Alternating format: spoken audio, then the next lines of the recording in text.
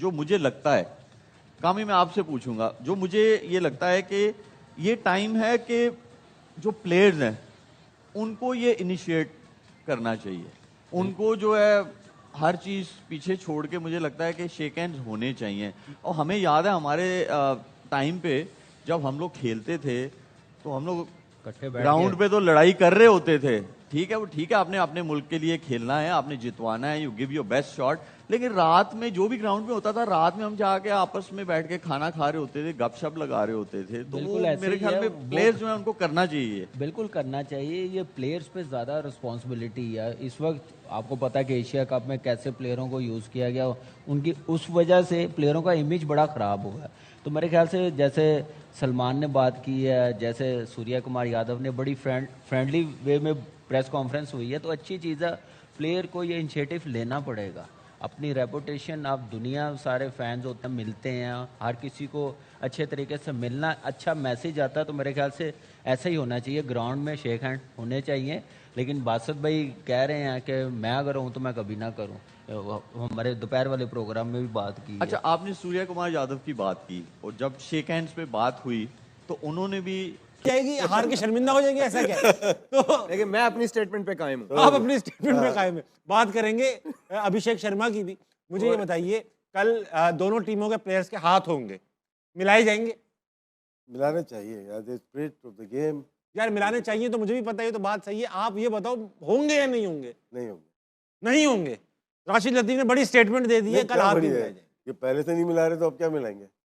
अभी मैंने सुना है कि अभी जो आईसीसी आई थी उसमें हाथ का चक्कर था, हाथ की बात ही नहीं हुई। पाकिस्तान ने इंडिया का हाथ मांगा है। फिर मुझे ये जवाब दे दें कि टीमें बाइकआउट करती हैं नहीं खेलना, यही है, नहीं खेलना जी, बाइकआउट कर रहे हैं, फिर मान जाते हैं ओके बाइकआउट खत्म कर देते हैं, हम खेलेंगे, तो फिर हाथ क्यों नहीं मिलाए जा सकते? भाई हाथ मिलाओ और क्या, तो मिलाए हमें जा इंडिया सकते का हैं हाथ चाहिए। बिल्कुल, तो मिलाने चाहिए। मुझे मैं इंडिया का हाथ, हमें इंडिया का हाथ, हमने इंडिया का हाथ मांगा उनसे। देख लेंगे जो मर्जी करना है। वो जो सख्ती है ना, लगता है ये बादलों की सूरत में इस दफ़ा कल कहीं मैच में ना आ जाए, लेकिन खैर इसको सोचने की जरूरत नहीं है मेरे। मैं कहता हूं कि देखिए, मैच हो ना हो, शॉर्टर फॉर्मेट का हो कि पूरे फॉर्मेट का हो जाए ज़रा हाथ मिलाना। आपको लगता है कि इस बार हो जाएगा? क्योंकि आज सवाल हुआ है सूर्या कुमार यादव से और उन्होंने पिछली बार की कॉन्फ्रेंस आपको याद है, बिल्कुल, और इस बार की प्रेस कॉन्फ्रेंस आपने सुन ली है। बदले से सरकार में मेरे नजर आते हैं। और सूर्या कुमार कहते हैं कि 24 घंटे बाकी हैं, जिस वक्त वो प्रेस कॉन्फ्रेंस कर रहे थे, अभी जाओ, अच्छा सा खाना खाओ, सो जाओ, कल की कल देखेंगे। इसका मतलब कि कल की कल कुछ होगा। इसका मतलब ये है कि सूर्या कुमार यादव, हम आपको बताते कि दुनिया बेवकूफ़ नहीं, आपने हाथ मिलाना है। क्योंकि आप अगर हाथ नहीं मिलाएंगे ना तो वो मैच वहीं रुक सकता है दोबारा, जो हालात चल रहे हैं। और ये 100% मैं आपको बता दूं कि आपको प्रॉपर एक मैसेज दे दिया गया होगा कि भाई अब कोई ड्रामा नहीं होना चाहिए। इस पाकिस्तान क्रिकेट बोर्ड के साथ तो कोई ड्रामा नहीं होना चाहिए, ना कोई टीम के साथ होना चाहिए। तरीके से क्रिकेट खेलें, क्योंकि उनको ये भी बता दिया गया होगा कि यार हम बहुत बेइज्जती हो गई हमारी, हम बहुत जलील हो चुके हैं, अब हमने कोई ऐसी हरकतें नहीं करनी है। तो मेरे ख्याल में जो उसने बोला ना कि 24 घंटे बाद, तो उसने एक मैसेज दे दिया कि सुकून से रहें, हम हाथ मिला रहे हैं। कोई मेरा ज़ाती ख्याल ये कहता है कि इस विक्ट्री के साथ ये जो हमारी एडमिनिस्ट्रेशन ने करके दिया, मोहसिन नकवी साहब, गवर्नमेंट और पाकिस्तान, जो एक पूरा एक सिनेरियो था, उसमें हम विन विन सिचुएशन में, इस सारे मामले के बाद अब पाकिस्तान टीम ने लीड लेनी है विद हैविंग दैट कॉन्फिडेंस कि हमारे क्रिकेट बोर्ड के एडमिनिस्ट्रेशन ने बहुत बेहतरीन काम किया। अब हम अंदर जाएंगे और उसमें जो इस वक्त की हाइप क्रिएट हुई है उस्मान तारिक के मुताबिक, वो एक हमारी एक और साइकोलॉजिकल विक्ट्री है, क्योंकि इस वक्त तक कोई दूसरी डिस्कशन नहीं हो रही, no one is talking about, मुतालिक नहीं सोच रही, वो देख रही है कि उस्मान तारिक क्या करेगा। तो मेरे ख्याल में उस्मान तारिक एक बड़ा स्ट्रॉन्ग कैरेक्टर है, जितना मैं उसको जानता हूँ। उसके बाद उसकी जो एबिलिटी है पूरा मैच जितवा देने की, वो मुझे लगता है कि ज़रूर माइंडफुल होंगे Indian as a team, as a coaching staff. अब मुझे ये देखना है कि कल सलमान आगा कितने पॉजिटिवली डिसीजंस लेते हैं एज ए कैप्टन, और उस्मान तारिक को कैसे इस्तेमाल करते हैं। क्योंकि अगर उस्मान तारिक को डिफेंस में इस्तेमाल किया गया, nothing will work for Pakistan. You need to have an attacking mindset whenever you're using Usman Tariq. It could be the 6th over, which I believe is always an important over as a bowling unit, कि वो over आपका जो सबसे अच्छा और impactful bowler होता है वो करता है। अब मैं देखना ये चाहता हूँ कि वो क्या प्लानिंग के साथ उस्मान तारिक को इस्तेमाल करता है, क्योंकि वो ज़रूरी तौर पर अटैकिंग जोन में इस्तेमाल हो तो मुझे लगता है वो बहुत ज़्यादा इम्पैक्टफुल होगा।